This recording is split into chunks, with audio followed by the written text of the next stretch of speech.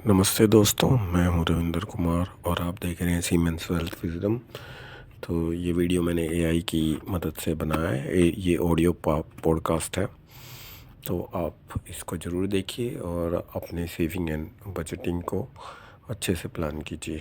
ये हर एक उस व्यक्ति के लिए है जो अपने बजट और सेविंग्स को स्मार्टली प्लान करना चाहते हैं। तो पूरा वीडियो देखिए, सुनिए, या बीच में कटिंग्स डाली गई हैं ताकि इंटरेस्ट बना रहे। बाकी का अगर आपको खाली ऑडियो सुनना है तो आप ऑडियो सुन सकते हैं।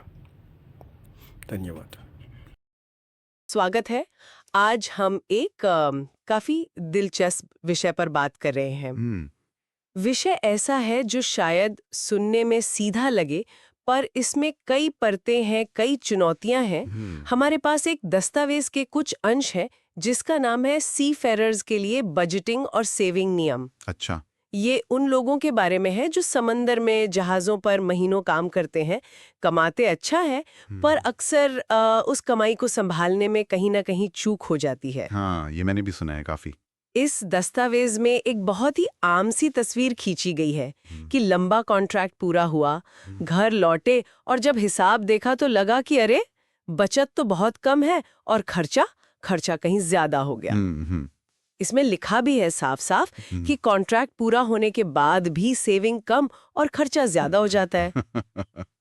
ये क्या ये सिर्फ सीफेरर्स के साथ होता है या हम सबके लिए इसमें कोई सबक है? सोचने वाली बात है। तो आज हम इसी दस्तावेज के सुझावों को जरा देखेंगे, समझने की कोशिश करेंगे कि भाई ये फाइनेंशियल मैनेजमेंट की बातें सीफेरर्स के लिए खास तौर पर इतनी जरूरी क्यों बताई जा रही हैं, और क्या ये नियम वाकई इतने आसान हैं जितने सुनने में लगते हैं।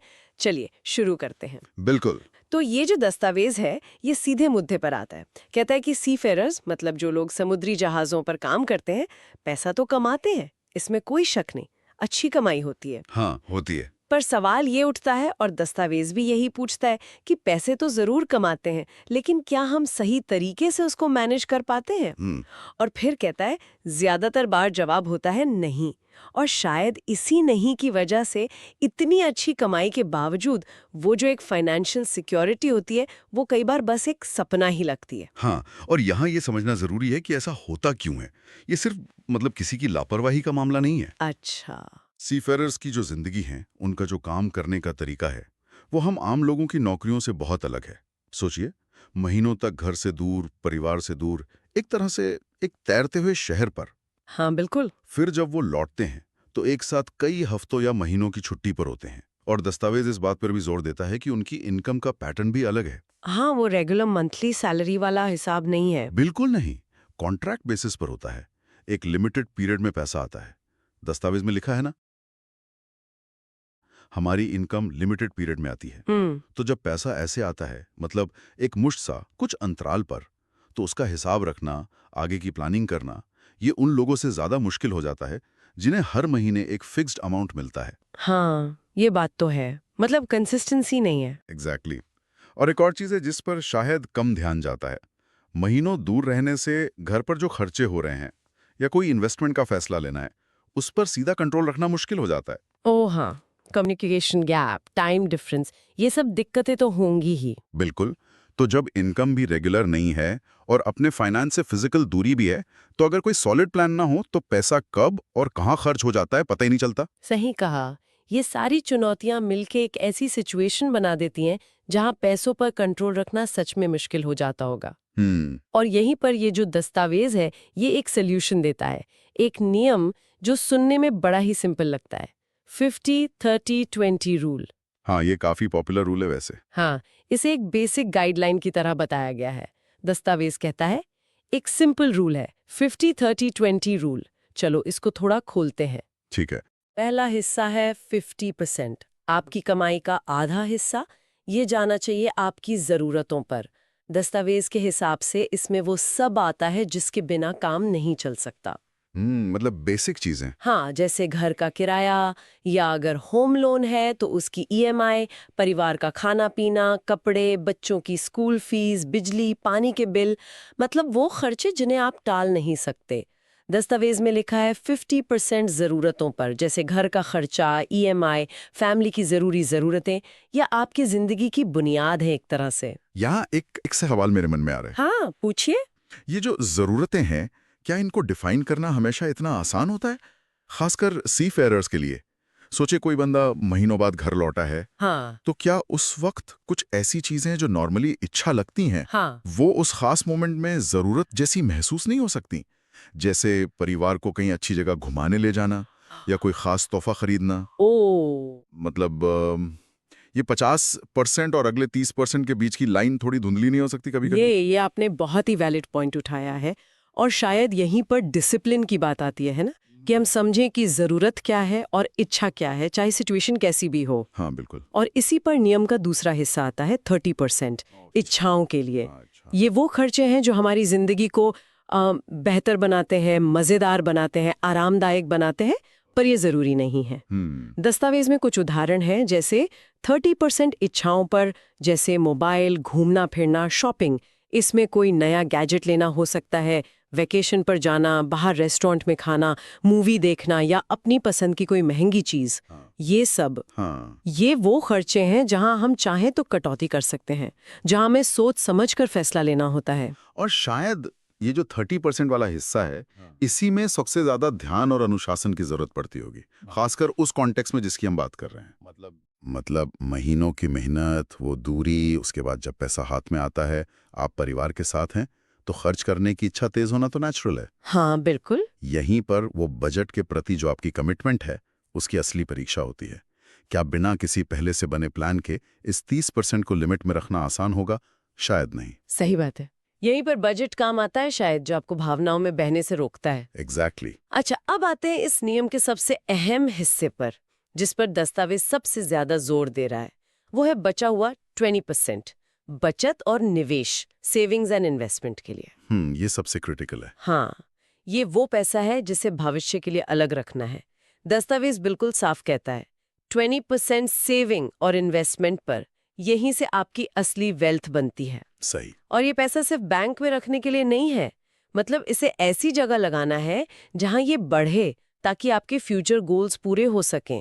रिटायरमेंट हो, बच्चों की हायर एजुकेशन हो, कोई बड़ा घर लेना हो, कुछ भी। बिल्कुल।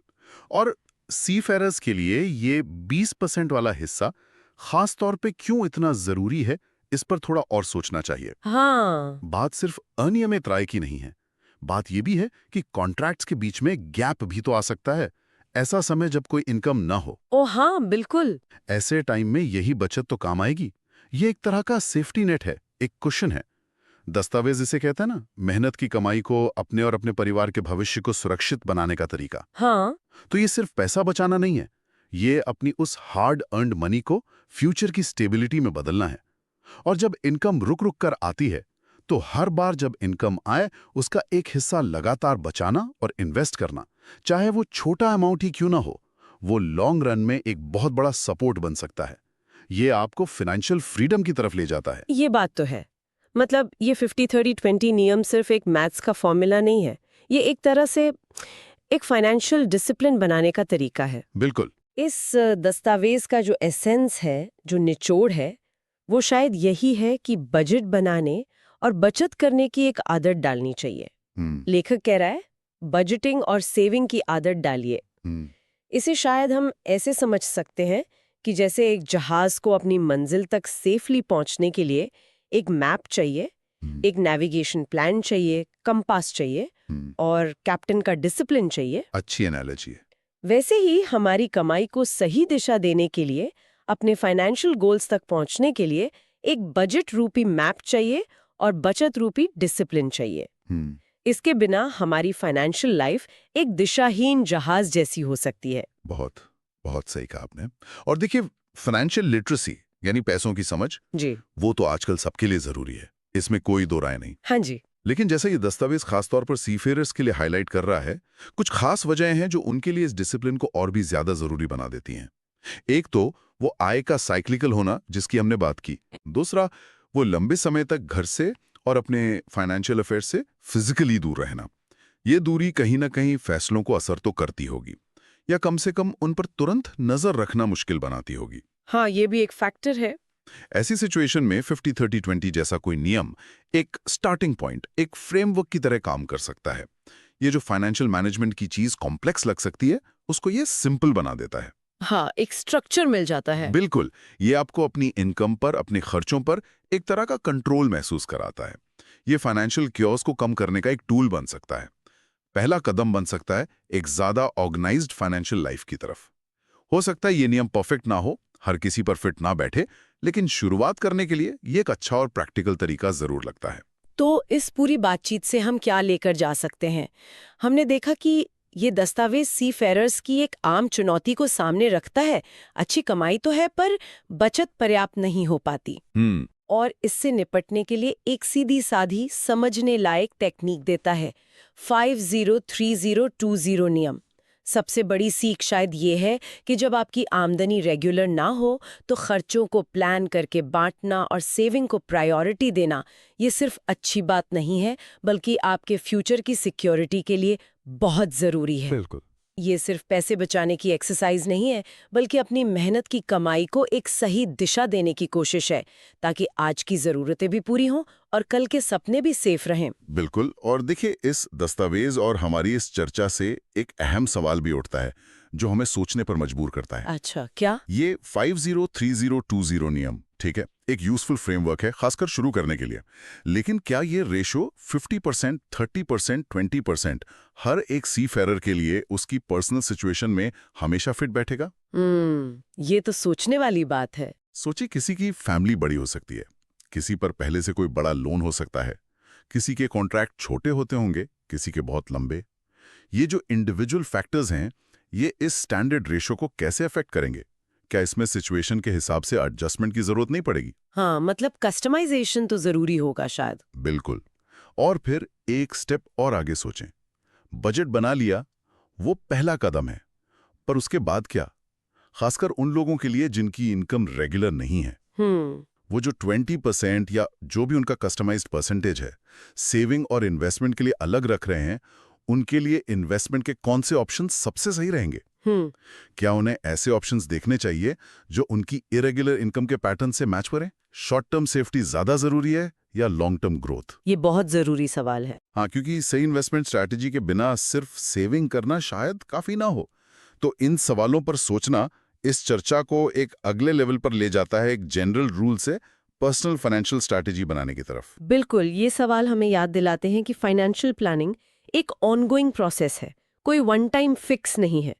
उम्मीद है कि सीफेरर्स की जो ये यूनिक फाइनेंशियल चुनौतियां हैं और जो ये 50-30-20 नियम दस्तावेज ने सुझाया है, इसका हमारा विश्लेषण इस विषय को समझने में मददगार रहा होगा। ये शायद इस बात पर रोशनी डालता है कि इनकम चाहे जैसी भी हो, उसे मैनेज करना क्यों जरूरी है और कैसे एक सिंपल सा दिखने वाला नियम भी फाइनेंशियल डिसिप्लिन की तरफ पहला मगर असरदार कदम हो सकता है।